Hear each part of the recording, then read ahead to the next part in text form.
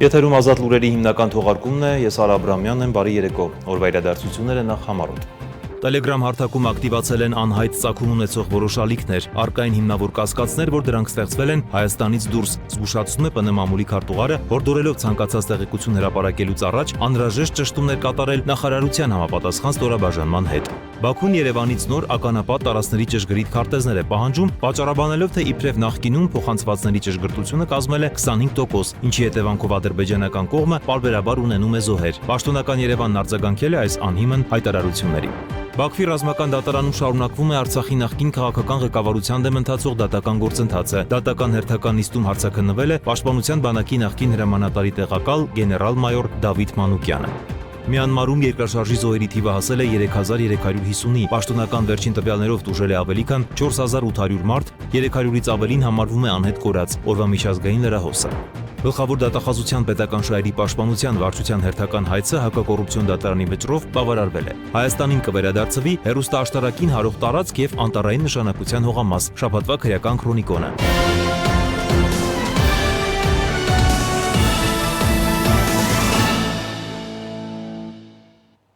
Telegram հարթակում ակտիվացել են անհայտ ծագում ունեցող որոշ ալիքներ, առկային հիմնավոր կասկածներ, որ դրանք ստեղծվել են Հայաստանից դուրս, այս մասին գրել է Պաշտպանության նախարարության մամուլի քարտուղարը մանրամասնելով։ Չնայած այն հանգամանքին, որ այդ ալիքներում հրապարակվող բովանդակությունը հայերեն է, առկային հիմնավոր կասկածներ եւ որոշ տեղեկություններ, ըստ որոնց այդ ալիքները ստեղծվել են Հայաստանից դուրս։ Այս կապակցությամբ լրատվամիջոցների ներկայացուցիչներին կոչ են անում զերծ մնալ նման ալիքներին հղում կատարելուց, նաեւ չվերահրապարակել եւ չտարածել դրանցում զետեղված տեղեկությունները։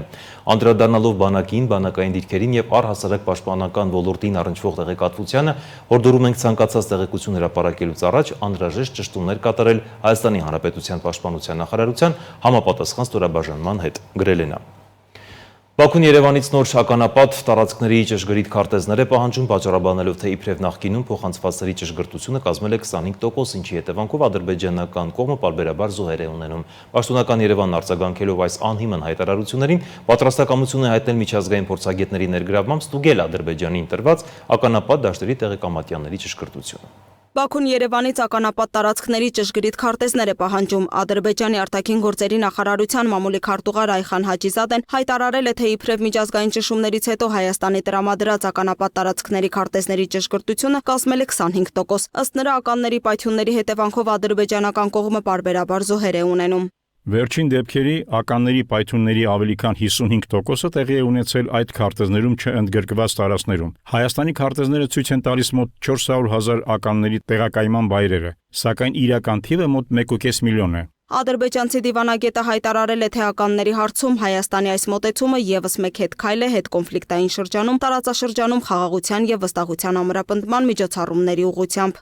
Բաքուն ակնկալում է, որ Երևանը կտրամադրի բոլոր ականապատ տարածքների ճշգրիտ քարտեզները, որը կապահովի ներքին տեղահանվածների, անվտանգ վերադարձը եւ տուժած շրջանների վերակառուցումը։ Ադրբեջանի ապակողմնորոշող եւ սադրիչ այս հայտարարությունները Հայաստանն իհարկե անարձագանք չի թողել։ Պաշտոնական Երևանն դեմս Հայաստանի արտգործնախարարության մամուլի քարտուղար Անի Բադալյանի հայտարարել է. Հայաստանը պատրաստ է միջազգային փորձագետների ներգրավմամբ ստուգել Ադրբեջանին փոխանցված ականապատ դաշտերի տեղամատյանների ճշգրտությունը։ Նա նշել է, որ կարևորելով հումանիտար հարցերի հասցեագրումը 2021 թվականի հունիսի 12-ին, հուլիսի 3-ին, հոկտեմբերի 19-ին, նոյեմբերի 1-ին եւ նոյեմբերի 29-ին Հայաստանն առանց նախապայմանների միակողմանի կերպով Ադրբեջանին է տրամադրել ականապատ դաշտերի թվով 972 տեղեկամասյաններ։ Ավելին, հավատարիմ մնալով մարդասիրական հարցերում գործակցության սկզբունքներին, Հայաստանը հարցումների միջոցով կազմել եւ 2024 թվականի սկզբում Ադրբեջանին է փոխանցել ականապատ դաշտերի նոր տեղեկամատյաններ։ Ադրբեջանը շարունակաբար կասկածի տակ է դնում այդ քարտեզների ճշտգրտությունը։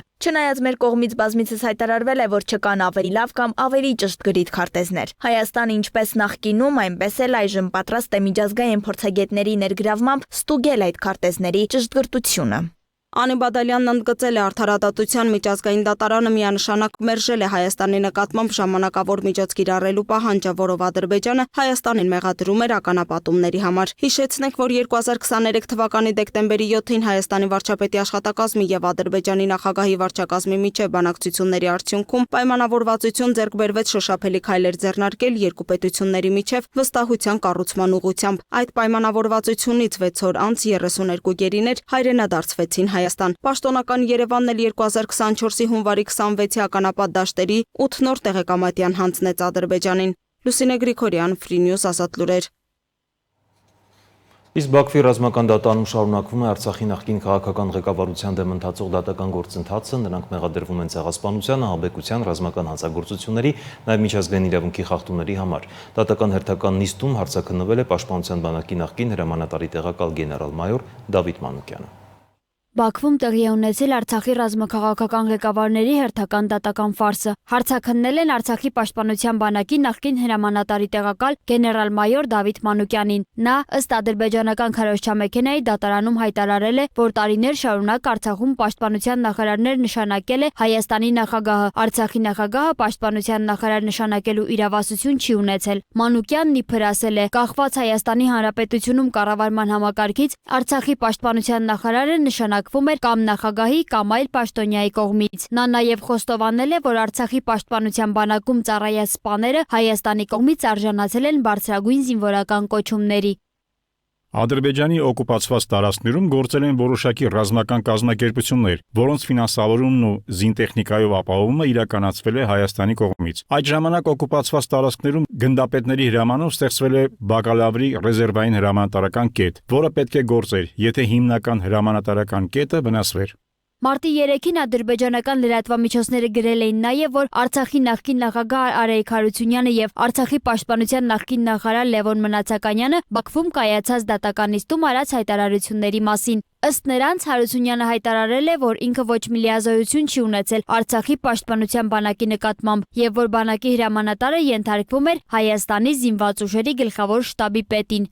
Ես չեմ նշանակել եւ չեմ ազատել զինվորական հրամանատարությանը, քանի որ չունեի դրա իրավասությունը։ 2020 թվականի պատերազմի ժամանակ Հայաստանի զինված ուժերի գլխավոր շտաբի պետ Օնիկ Գասպարյանն ասել է, որ ադրբեջանական օդանավակայանները հիմնական թիրախն են եւ պետք է ոչնչացնել դրանք։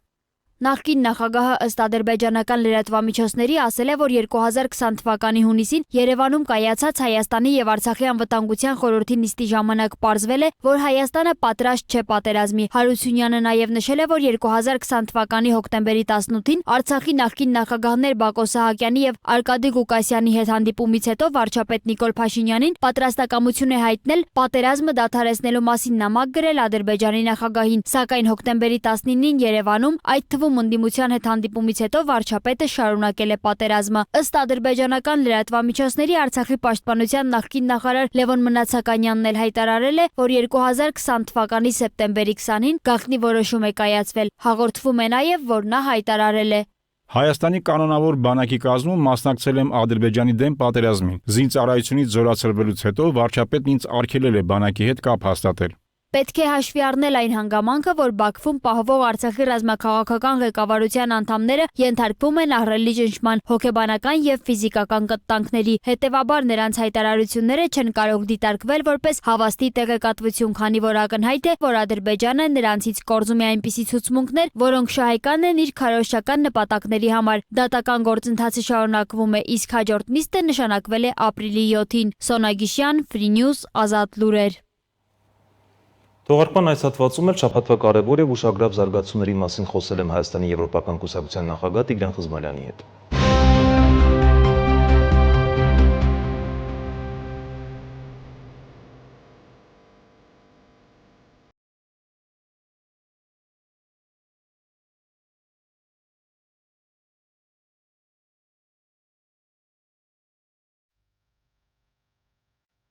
Բարիք պարոն Խզմալյան, շնորհակալություն հրավերն ընդունելու համար։ Շնորհակալություն հրավերի համար։ Միասին փորձել ենք ամփոփել անցնող շաբաթվա կարևոր եւ ուշագրավ իրադարձությունները եւ սկսենք ամենասկզբից, երբ շաբաթվա սկզբին Ադրբեջանը կրակեց Խնածախի հատվածում Սյունիքի մարզում վնասվեցին բնակելի տներ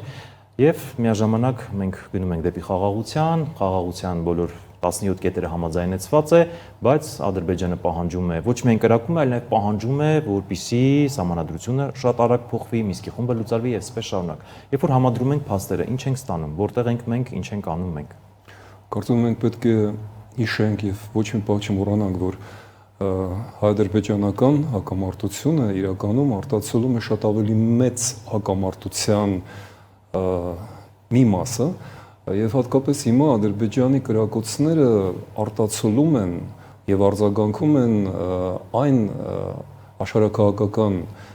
փոփոխություններին եւ զարգացումները, որոնք մեր դեպքում կապված են Իրանի գլխին կախված տանկի եւ այն, որ պարբերաբար Միացյալ Նահանգները սպառնում են պատերազմով Իրանին, հայտնի պատճառներով, որովհետեւ միջուկային ծրագրի զարգացման վերջնագրեր են դրվում եւ ինչպես կասեին, հիմա առիթավորվում է Ադրբեջանը այն պահին, երբ որ զգում է, որ Միացյալ Նահանգները կարող են Իսրայելի կամ այլ խաղացողների միջոցով գրոհել Իրանին, որովհետև ամենայն հավանականությամբ Ադրբեջանի եւ Ռուսաստանի մշտական նպատակը Սյունիքի ճեղքումը, այսպես կոչված Զանգեզուրի միջանցքը, կարող է իրականացվել այն դեպքում, երբ որ մեկուսացվում է եւ հարված է հասցվում Իրանին այդ ծխավարակույրի ներքո միայն այս պահին Ադրբեջանը եւ Ռուսաստանը կհանդգնեն ճեղքել Սյունիքը եւ իրականացնել 20 թվականի պատերազմի գլխավոր նպատակը։ Ահա ինչու մեր իրավիճակը կապված է սերտորեն Իրանի հետ ընդհանրապես տարածաշրջանի եւ հետեւաբար հենց այստեղ է որ մեր անվտանգությունը չի կարող խարսխվել տարածաշրջանային բալանսի վրա, որը կախված չէ մեզնից։ Մենք անպայման նաեւ այս պատճառով, նախ եւ առաջ այս պատճառով պետք է ունենանք հզոր դաշնակիցներ եւ այս պահին միակ հնարավորությունը դա Եվրամիության անդամակցումն է, ահա ինչու նույն այս օրերին, ինչի մասին դուք խոսում եք, կարևորագույն զարգացումներից մեկը կամ ամենակարևորը մեզ համար դա օրենքի ընդունումն էր Հայաստանի Եվրամիության անդամակցության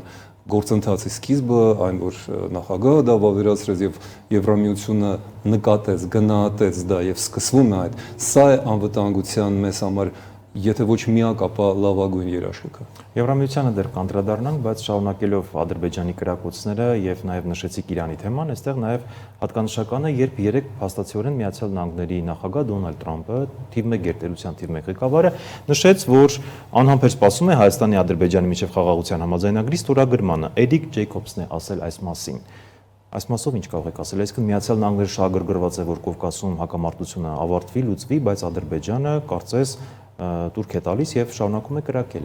Խնդիրն այն է, որ Միացյալ Նահանգները զբաղված են փաստորեն տնտեսական պատերազմով, որը Թրամփը հայտարարել է ողջ աշխարհին, այդ տարիֆային պատերազմը դա շատ 10%-ով հայտարարել է։ Դա նվազագույն է, կան երկրներ, որ 76% է հասել, ընդ որում դա բավական անհեթեթ է, բայց հիմա քանի որ մենք այլ թեմա ենք քննարկում, ասեմ, որ Թրամփին այդ ամեն ինչի համար իհարկե պետք էր, որ պատերազմը, տնտեսական պատերազմը չվերածվի որևէ տեղ տակ պատերազմի, իրական պատերազմի, ահա ինչու նա միաժամանակ նախաձեռնել է ռուս-ուկրաինական, իսրայել-արաբական այդ պատերազմների նա փորձում է խաղաղացնել դա, եւ մենք տեսնում ենք, որ ոչ մեկը ոչ մյուսը չի ստացվում։ Ղազայում էլի հարյուրավոր մարդիկ են զոհվում, ռուս-ուկրաինական ռազմաճակատում օրական մինչև 1000 մարդ է զոհվում։ Այո, ահա ինչու Ադրբեջանը հանդգնում է նույն այս տրամաբանության, չէ՞ որ հենց Իսրայելը եւ Ռուսաստանն է Բաքվի հիմնական այս պահին, ասենք մոդերատորները, եթե ոչ հովանավորները, հատկապես Մոսկվան, այնչու նա զգուշորեն է առայժմ միայն կրակոցներով հերակա, բայց փորձում է մնալ նույն հունի մեջ եւ եթե գոնե որևէ տեղ Թրամփին հաջողվեր հասնել խաղաղությանը, մեզ մոտ այդ գործընթացը կգնա շատ արագ եւ տեսեք ով է խոսում խաղաղության մասին, դա Մարկ Ռուբիոն չէ այս պահին, դա ընդհանրապես էներգետիկայի հարցերով տեղական։ Իսկ ինչու էներգետիկայի եւ ինչու Բաքվից, որովհետեւ Միացյալ Նահանգների համար Բաքուն դա նախ եւ առաջ էներգետիկ ռեսուրսների ինչ որ մի աղբյուր է, ահա ինչու դա դեռ չի հասնում բարձր մակարդակի եւ Ալիևը դեռևս փորձում է խաղալ կրակի հետ։ Տեսեք, նաև շատ կարևոր հանդիպում տեղի ունեցավ Գերմանիայի Դաշնային Հանրապետության նախագահ Ֆրանկ Վալտեր Շտայնմայերը Հայաստանում էր, որից հետո անմիջապես գնաց Ադրբեջան։ Այստեղ նա երբ եկավ, հանդիպեցին, նախ ինչպես է գնահատում հանդիպումը, իսկապես արդյունավետ կարևոր էր, եւ այնտեղ դեսպանը իր Twitter-յան X-ի էջում Արցախի դրոշը հրապարակեց, որից հետո ներողություն խնդրեց Ադրբեջանի վայնասունից հետո գնացին Բաքու եւ այնտեղ նշեցին, որ այո, Ղարաբաղը միշտ եղել է Ադրբեջան եւ այսպես շարունակ։ Ինչու է ստացվում այնպես, որ գալիս գալիս են այստեղ այլ բան են ասում, գնում են այնտեղ այլ բան են ասում։ Գուցե դա մեր արտաքին քաղաքականության թերացումն է ինչ որտեղ։ Հենց դա է։ Եթե Հայաստանի դիրքորոշումը Արցախի հարցում մնար նույնը, այսինքն մարդու իրավունքների, ազգի իրավունքների ինքնորոշման պաշտպանությունը, եթե խոսք չգնար հայտեր հետ վերցնելու մասին, եթե արցախցիների շարժումը այստեղ ղեկավարվեր կառավարական մակարդակով, եթե այդ ամենը գաղափարախոսություն ունենար, եթե մարդիկ եւ դրսում եւ ներսում չզգային Փաշինյանի կառավարության պատրաստակամությունը ջրել, փակել Արցախյան էջը, ապա Շտայնմայերը տուրք չէր տա Բաքվի Վայնասունին, որովհետև նա կունենար հակակշիռ Երևանից, բայց քանի որ Երևանը լռում է, իսկ խոսում է միայն Բաքուն, Բեռլինը տվյալ դեպքում խաղաղություն է ուզում, եւ եթե կրկնում եմ, մի կողմից չկա այդ ճնշումը եւ դիրքորոշումը, իսկ մյուս կողմից ճնշումը կա, հետեւաբար հավասարակշռությունը գնում է ոչ մեր օգտին։ Ահա ինչու Շտայնմայերը իհարկե պատահական չէր Արցախյան դրոշը դրել, որովհետեւ նրանք դիտում են այս ամենը Այսինքն նրանք մեսիջը տալիս են եւ մենք այստեղ ոչինչ բան չենք անում։ Մենք ոչ մի բան չենք անում, մենք չարձագանքեցինք դրան եւ սա ողբերգություն է իհարկե եւ մեծ սխալ է, որը մենք դեռևս պետք է շտկենք։ Իսկ ինչպես պետք է շտկվի այդ սխալը։ Սա արդեն մեծագույն հարց է։ Փաստորեն ես այստեղ ստիպված եմ անցնել Գյումրիի թեմային, որովհետև դա կապված է։ Շատ կարճ կանդրադառնանք։ Դա կապված է նրանով, որ մենք տեսնում ենք, որ ընտրությունները եւ ոչ առաջին անգամ եւ նույն օրը Փարաքարի ընտրությունները եւ Երևանի քաղաքապետարան ընտրությունները ցույց են տալիս, որ ժողովուրդը ինչպես եւ իմիջիալից ողջ աշխարհում այլևս չի վստահում գործող իշխանություններին։ 20 թվականից ողջ աշխարհում Ամերիկայից մինչև Եվրոպա ու մինչև Հայաստան սկսվել է այս մեծագույն շարժումը, դա քաղաքացիների ըմբոստությունն է գործող իշխանությունների դեմ։ Վստահություն չկա, ինչպես շատ նրբորեն եւ ճիշտ իմ կարծիքով նկատեց վերջերս մեր գործընկեր Միքայել Զոլյանը, ԿՊ-ն, եթե խոսենք մեր իշխանության մասին, դադարեց լինել փոքր մարդու քաղաքացու կուսակցությունը եւ դարձավ պետական ապարատի խոշոր օլիգարխներին սպասարկող ինչ որ մի կառույց եւ ժողովուրդը դա զգաց անվստահությունը հիմնված է նաեւ դրա վրա ահա ինչու ոչ Արցախի հարցում ոչ ժողովրդավարության հարցում ոչ Եվրոմիությանը անդամակցելու հարցում լայն զանգվածները այլևս չեն վստահում գործող իշխանություններին եւ նրանց, ինչպես Եվրադաշինքին, ում համարում են այս դաշտում խաղացող։ Տեսեք, Եվրադաշինքից խոսեցիք, նաեւ կցանկանայի հասկանալ ինչ իրավիճակում է այսօր այդ գործընթացները, որ Հայաստանը պետք է գնա Եվրոմիություն, Եվրոպա։ Ինչ փուլում է, հասարակության հետ աշխատանքը ինչպես է ընթանում, քաղաքացիական հասարակությունը ինչ դիրքորոշում է ձևավորում, որովհետև երբ որ խոսում են եվրոպական արժեքներից, բայց գնում են խորհրդային արժեքներին են ընտրում, հա, այդ ընտրությունները նաև դրա ցուցիչներ։ Մտավախություն չկա, որ այս գործընթացը կտապալվի ինչ որ փուլում։ Մտավախություն իհարկե կա եւ մենք ընդունում ենք մեր մեղքի բաժինը, մենք բավականաչափ համոզիչ ըստ երևույթի չենք, բայց մենք ձևավորել ենք դաշինքը ընդամենը աշնան ամռան ամիսներին, դեռ կես տարի չի անցել եւ մենք դեռ ժամանակ, թե ժամանակը շատ քիչ է, պետք է օգտագործենք այդ ժամանակը ավելի հասկանալի եւ համոզիչ լինելու, բայց խնդիրն այն է եւ մենք դա հասկանում ենք, որ Հայաստանը չունի այլ ընտրանք, բացի Եվրամիությունից, չէ՞ որ մենք սկսեցինք անվտանգային հարցերից։ Հայաստանը այն եզակի երկրներից է, որ միանում է Եվրոպային նախ եւ առաջ, ոչ թե տնտեսական կամ գաղափարախոսական, քաղաքակրթական, այլ նախ եւ առաջ անվտանգային հարցերով մտահոգված։ Մենք տեսնում ենք, որ անվտանգությունը երկրի Եվրամիությունում է։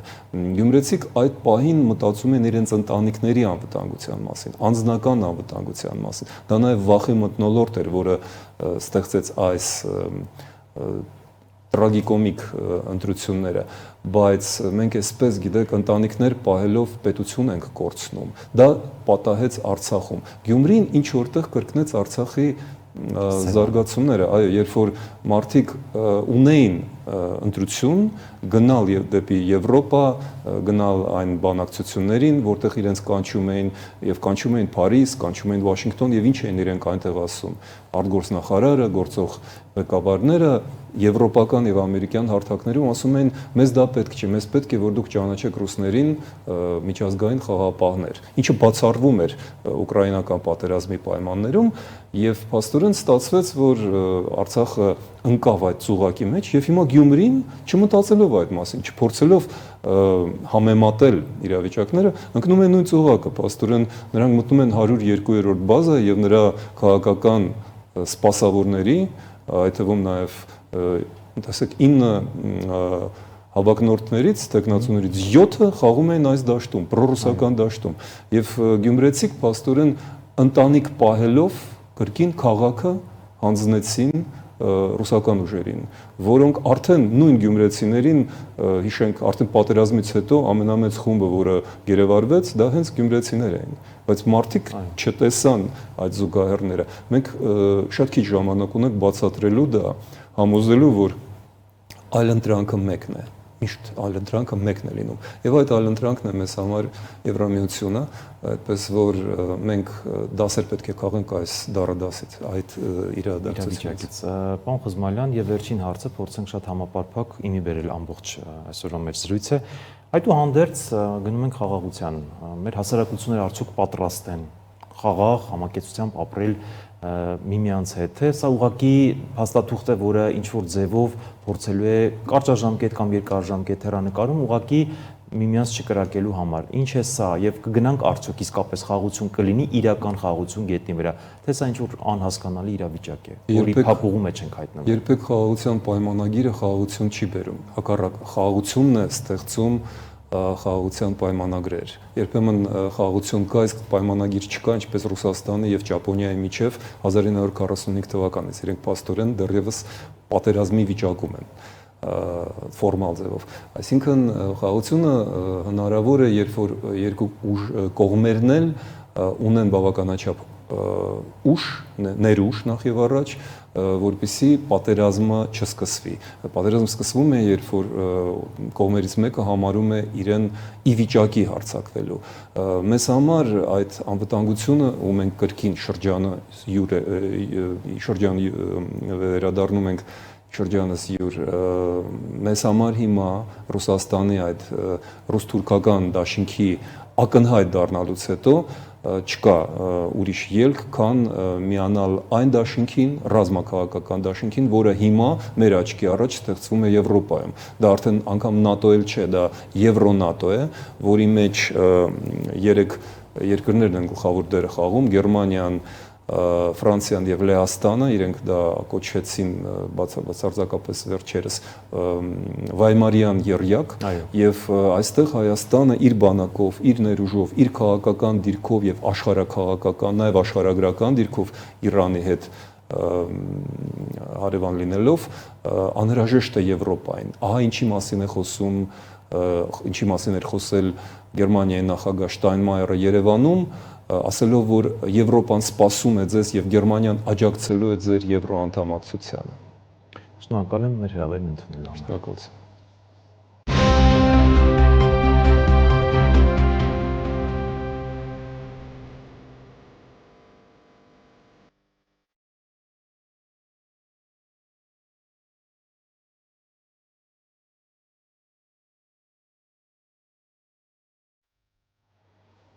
Եվ կարճատև գովազդային դադարից հետո կշարունակենք թողարկումը։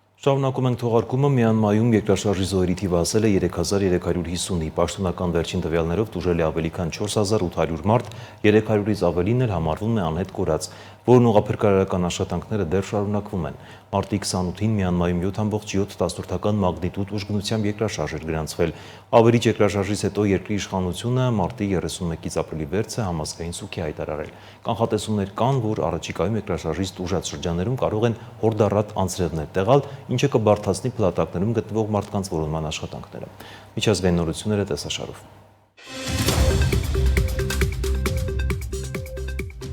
Ապրիլի 4-ին ուկրաինական Կրիվոյ Ռոգ արդյունաբերական քաղաքի բնակելի թաղամասի ռուսական հրթիռակոծության հետևանքով զոհվել է առնվազն 19 մարդ, որոնց թվում 9 երեխա, հայտնում են ուկրաինական պաշտոնական աղբյուրները։ Նախագահ Զելենսկիի հայրենիքի քաղաքի վրա հարձակումը դարձել է այս տարի խաղաղ բնակիչների վրա ամենամահաբեր հարձակումներից մեկը, հայտարարել է Դնեպրոպետրովսկի շրջանի նահանգապետ Սերգեյ Լիսակը։ Նա նշել է, որ քաղաքում փրկարարական գործողությունը շարունակվում է, ներքին գործերի նախարարի փոխանցմամբ ավելի քան 50 մարդ վիրավորվել է, նրանց թիվը կարող է աճել։ Ռուսաստանի պաշտպանության նախարարությունը հայտարարել է, որ հարձակման թիրախը քաղաքում ռազմական պաշտոնյաների հանդիպումն էր եւ հարվածն էլ բնութագրել որպես բարձր ճշտկրտություն։ Ամերիկայի Միացյալ Նահանգների պետքարտուղար Մարկո Ռուբիոն մեկնաբանել է ուկրաինական հարցի շուրջ բանակցային գործընթացի առաջընթացը եւ ռուսական ուղակի ներդրումների հիմնադրամի ղեկավար եւ արտասահմանյան երկրների հետ ներդրումների ու տնտեսական գործակցության հարցերով նախագահի հատուկ ներկայացուցիչ Կիրիլ Դմիտրիևի այցը Վաշինգտոն։ Պետքարտուղարն ասել է, որ Սպիտակ տունը ուշադիր հետևում է Ռուսաստանի գործողություններին եւ կգնահատի Մոսկվայի պատրաստակամությունը խաղաղությանը, իսկ դա հասկանալու համար ոչ թե ամիսներ, այլ մի քանի շաբաթներ էլ բավարար է։ Ռուբիոն ընդգծել է, որ Թրամփը մտադիր չէ անverջ բանակցություններ վարել եւ պատրաստ է մեծացնել պատժամիջոցների ճնշումը Ռուսաստանի վրա։ Ռուբիոյի խոսքով Ուկրաինան արդեն ցույց է տվել հրադադարի եւ բանակցությունների իր պատրաստակամությունը։ Այժմ նշել է նա, Ռուսաստանն ու նրա ղեկավարությունը պետք է որոշում կայացնեն։ Ֆրանսիացի զինվորականներն առաջիններից են, որ կտեղակայվեն Ուկրաինայում, այս մասին հայտարարել է Ուկրաինայի նախագահ Վոլոդիմիր Զելենսկին։ Երբ եւ ինչ քանակով չեմ կարող ասել, բայց նման պայմանավորվածություններ ունենք Ուկրաինայում օտարերկրյա զորակազմի տեղակայման շուրջ բանակցությունները կշարունակվեն եւս մեկ ամիս։ Շատ այլ երկրներ ցանկանում են զորք ուղարկել Ուկրաինա, ասել է նա։ ՆԱՏՕ-ի գլխավոր քարտուղար Մարկ Ռյուտեն հուսով է, որ ԱՄՆ-ն իր ռազմական ուշադրությունը կտեղափոխի դեպի Ասիա առանց Եվրոպայի համար անակնկալների։ ԱՄՆ-ն ավելի շատ կկենտրոնանա Ասիայի վրա, ինչ երկարաժամկետ հեռանկարում հավանաբար կնշանակի, որ պետք է փոխվի ռազմական ուժերի հավասարակշռությունը։ Ես հավատում եւ ակնկալում եմ, որ դա կարվի առանց անակնկալների, ասել է Ռյուտեն։ Միևնույն ժամանակ ՆԱՏՕ-ի գլխավոր քարտուղարն ընդգծել է, որ ամերիկյան ռազմական ուժերը, ներառյալ միջուկայինը, մնում են Եվրոպայում։ ԱՄՆ մաքսավորներն արդեն սկսել են գանձել նախագահ Դոնալդ Թրամփի սահմանած միակողմանի 10% մաքսատուրքը բազմաթիվ երկրներից ներդրումների համար, իսկ հաջորդ շաբաթ պետք է սկսվեն ավելի բարձր մաքսատուրքեր 57 խոշոր առևտրային գործընկերների ապրանքների համար։ Նախնական 10%-ակագին ուժի մեջ է մտել ԱՄՆ ծովային նավահանգիստներում, օդանավակայաններում եւ մաքսային պահեստներում կեսգիշերից հետո։ Դոնալդ Թրամփը ապրիլի 2-ը հռչակեց Ամերիկայի ազատագրման օր եւ մոտ 60 երկրից ներմուծվող ապրանքների համար 10%-ից մինչեւ 50% մաքսատուրք սահմանեց, փաստացի աշխարհին առևտրային պատերազմ հայտարարելով։ Իսրայելի վարչապետ Բենյամին Նեթանյահուն ծրագրում է երկուշաբթի այցելել Սպիտակ տուն, հայտնում են Axios-ի աղբյուրները։ Նշվում է, որ եթե այցը տեղի ունենա այնպես, ինչպես նախատեսված է, Նեթանյահուն կլինի առաջին օտարերկրյա առաջնորդը, ով անձամբ կհանդիպի նախագահ Թրամփին, փորձելով բանակցել Թրամփի մաքսատուրքերը հանելու վերաբերյալ գործարքի շուրջ։ Սպասվում է, որ առաջնորդները կքննարկեն նաև Իրանի միջուկային ճգնաժամը եւ Գազայի պատերազմը։ Այս շաբաթ այցելելու համար, սակայն Նեթանյահուն պետք է խնդրի իր կոռուպցիոն գործով դատավարության դատավորներին չեղարկել պլանավորված լսումները, որոնց ընթացքում ակնկալվում էր, որ նա կշարունակի իր ցուցմունքը։ Այլ թեմաներ, գլխավոր դատախազության պետական շահերի պաշտպանության վարչության հերթական հայցը հակակոռուպցիոն դատարանի վճռով բավարարվել է։ Դատական ակտը օրինական ուժի մեջ մտնելուց հետո Հայաստանին կվերադարձվի հեռուստաաշտարակին հարող տարածք $1,650,000 արժեքով եւ ավելի քան 1.5 հեկտար մակերեսով անտառային նշանակության հողամաս։ Շաբաթվա քրեական քրոնիկոնը։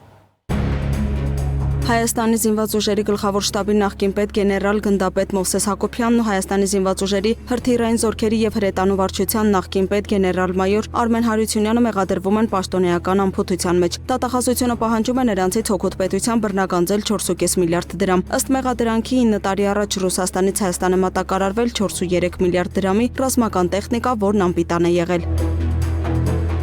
Դատախազությունը ֆուտբոլի ֆեդերացիայի նախկին նախագահից պահանջում է 30 միլիարդի ենթադրյալ ապօրինի ծագման գույք ու դրամական միջոց։ Ըստ փորձաքննության միայն հարսնաքար ռեստորանային համալիրի շուկայական արժեքը մոտ 4.5 միլիարդ դրամ է։ Ռուբեն Հայրապետյանի տունն էլ գնահատվում է 1.5 միլիարդ դրամ։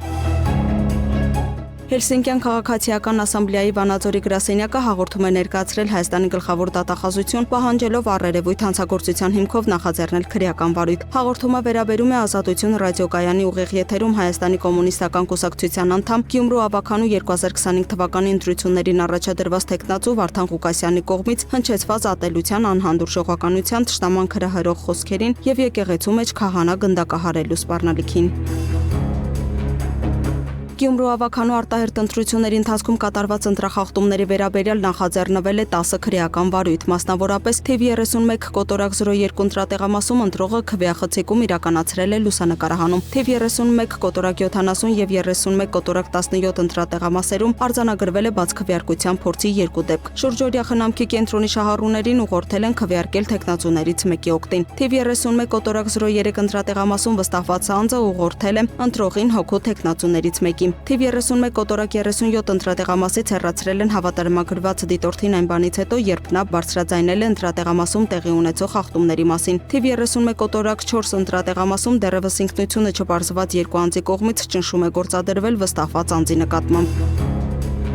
21-ամյա երիտասարդի սպանությունը բացահայտվել է Արմավիր քրեակատարողական հիմնարկ է տեղափոխվել Կոտայքի բնակիչ 22-ամյա Վահե Ղարիբյանը, որը կասկածվում է Չարենցավանում գինաց ռեստորանային համալիրի հարևանությամբ գտնվող կանաչ գոտում մի խումբ անձանց հետ խուլիգանական դրդումներով սպանություն կատարելու մեջ։ Վիճաբանությունը տեղի ունեցել մի կողմից Վ Ղարիբյանի, Ռ Մարգարյանի եւ Գեղարքունիքի բնակիչ 27-ամյա Կարնիկ Բաբլանյանի, իսկ մյուս կողմից Ս Իսկանդարյանի, Գ Մանուչարյանի, Դ Քարամյանի եւ Ռ Խանոյանի միջև ծեծ կրթուկի ժամանակ Ռ Խանոյանն իր մոտ եղած դանակով հարվածել է Ռ Մարգարյանին, ինչը նկատել է Վ Ղարիբյանը եւ իր մոտ եղած դանակով հարվածել է Խանոյանի կրծքավանդակին, ինչի հետևանքով վերջինս մահացել է։ Պարզվել է նաեւ, որ Ղարիբյանը դանակահարել է Իսկանդարյանին, Մանուչարյանին եւ Քարամյանին, որոնք ստացել են տարբեր աստիճանի մարմնական վնասվածքներ։ Դեպքի առթիվ Ղարիբյանի նկատմամբ հանրային քրեական հետապնդում է հարուցվել։ Ենթադրվում է, որ տուժածների մեջ կան քննչական կոմիտեի եւ հարկային ծառայության պաշտոնյաների որդիներ։ Ավարտվել է Սևան ազգային պարկի նախկին տնօրենի նկատմամբ նախաձեռնված քրեական վարույթի նախաքննությունը։ Ըստ այդմ ՎԳ-ն զբաղեցնելով Սևան ազգային պարկ պետական ոչ առևտրային կազմակերպության տնօրենի տեղակալի, այնուհետև տնօրենի պաշտոնը կազմել է կեղծ հանձնման ընդունման արձանագրություն եւ մի խումբ անձանց օժանդակությամբ ՊՕԱԿ-ից կատարել խոշոր չափերով ընդհանուր 3.682.691 դրամի գումարի հափշտակություն։ Բացի այդ, այլ դրվագով ՊՕԱԿ-ի նախկին տնօրենը կեղծ հաշվետվությունների միջոցով հափշտակել է պետության ընդհանուր 20.405.214 դրամ գումարը։ Այնուհետև իրականացրել է հանցավոր ծագում ունեցող առանձնապես խոշոր չափերով փողերի լվացում։ ՎԳ-ի նկատմամբ հարուցվել է հանրային քրեական հետապնդում, որպես խափանման միջոց ընտրվել է կալանքը, հայտարարվել հետախուզում։ Գեղարքունիքի բարեկները Երևան-Սևան Իջևան ճանապարհին ծառայություն իրականացնել, ձերբակալել եւ Սևանի բաժին են ներկայացրել Հրազդանի 26-ամյա մի բնակչի, որը ներկայացրել է կիսամոխրացած հետքերով կաթուցիչ։ Մեկ այլ դեպքում նույն ճանապարհին բարեկները ձերբակալել ու բաժին են տեղափոխել 23-ամյա վարորդին եւ 2 ուղևորին։ Բաժնում 18-ամյա ուղևորը պայուսակից ներկայացրել է պոլիէթիլենային տոպրակով եւ թղթե փաթեթով տեղնականաչավուն զանգվածներ եւ կրփազենք։ Մի կրփազենք էլ ներկայացրել է մյուս ուղևորը։ Հաջորդ դեպքում Սևանի բաժին տեղափոխված 45-ամյա վարորդը մեքենայի սրահից ներկայացրել է ծխախոտի տուփ, մեջը մոխրացված հետքերով կաթուցիչներ։ Մեկ այլ դեպքում բարեկները ձերբակալել են Երևանի բնակիչ 30-ամյա երիտասարդին։ Բաժնում վարորդը ներկայացրել է պոլիէթիլենային տոպրակով դեղնականաչավուն զանգված։ Բոլոր դեպքերով կազմված փաստաթղթերը ներկայացվել են նախաքննական մարմին։ Ներքին գործերի նախարարությունից հայտնում են, որ այս տարվա առաջին եռամսյակում արձանագրվել է առգրաված թմրամիջոցների քանակի մոտ 92% աճ։ 2025-ին դատարան է ուղարկվել 2 խոշոր գործ։ Իրանից Մաքսանենք ճանապարհով Հայաստան է տեղափոխվել 65 կիլոգրամ մարիխուանա։ Այս դրվագով հանրային քրեական հետապնդում է հարուցվել 16 անձի նկատմամբ, եւս 2 անձ մեղադրյալի կարգավիճակ ունի 4 կիլոգրամ թմրամիջոցի գործով։ Այսքան այս ժամի համար ցտեսություն։